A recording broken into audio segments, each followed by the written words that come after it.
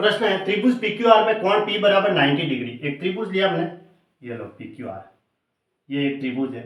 इसमें कोण P जो है ना, ये वाला मैंने P ले लिया तो ये 90 डिग्री है, ये इसने क्या दिया है, ठीक है। तो ये लो PQR।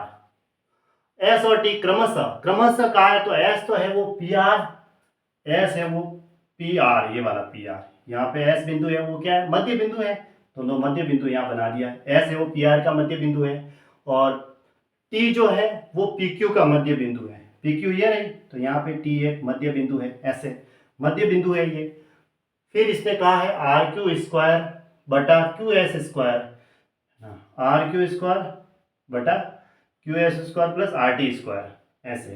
तो QS² तो ऐसे निकलेगा और RT² ऐसे निकलेगा, इस तरीके से, ठीक है।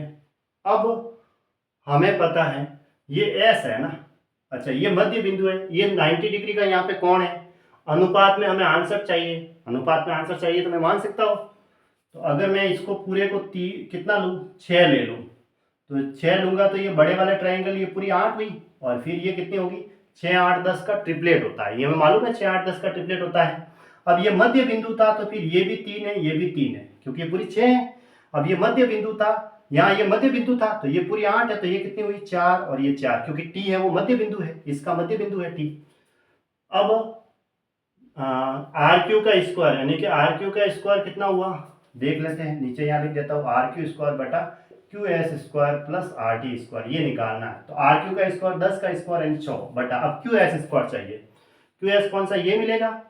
तो ये देखो, ये तो है हमारा 90 डिग्री का कोण है यहाँ पे, तो ये अगर मैं आधार लूँ तो ये लंब और ये इस कर्ण हो गया एक प्रकार से। 90 के सामने क्या होता है, कर्ण होता है। तो 3 का स्क्वायर और ये 4, 4, 8 है, तो 8 का स्क्वायर जोड़ेंगे तो कर्ण का स्क्वायर बराबर क्या होगा, आधार स्क्वायर प्लस लंब स्क्वायर, यानी कि 8 का स्क्वायर प्लस 3 का स्क्वायर।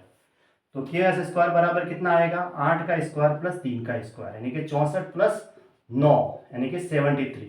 तो QS² की वैल्यू तो आ गई। अब हमें चाहिए RT²। RT कहाँ है, ये रहा, ये मिलेगा RT। जो भी 90 के सामने क्या है, कर्ण है, तो ये पूरी भुजा कितनी है, 6 का स्क्वायर प्लस ये कितनी है, 4 का स्क्वायर। तो निकाल सकते हैं RT² बराबर 6 का स्क्वायर प्लस 4 का स्क्वायर, 36 प्लस 16, 6 से 12, 1, 52। दोनों की वैल्यू आ गई, वहां पुट कर दो। इसकी तो 73 और इसकी 52, तो 100 बटा 5 और 125, तो 25 से कट रहा है, 4 बटा 5, तो 4 बटा 5 इसका आंसर हो गया।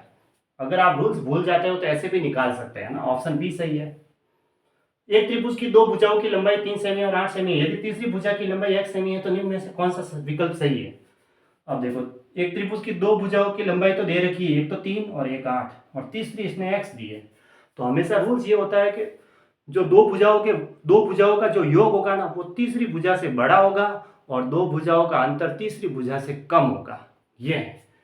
तो इनका योग करूं, तीसरी भुजा x है, 8 और 3 11, यानी 11 का जो मान होगा वो तीसरी भुजा से तो बड़ा ही होगा, ये लो बड़ा कर दिया। अब इनका अंतर कर दूं, 8 में से 3 गया 5, जो तीसरी भुजा से छोटा होगा, तो ये लो, है ना, ये लो 5, ऐसे।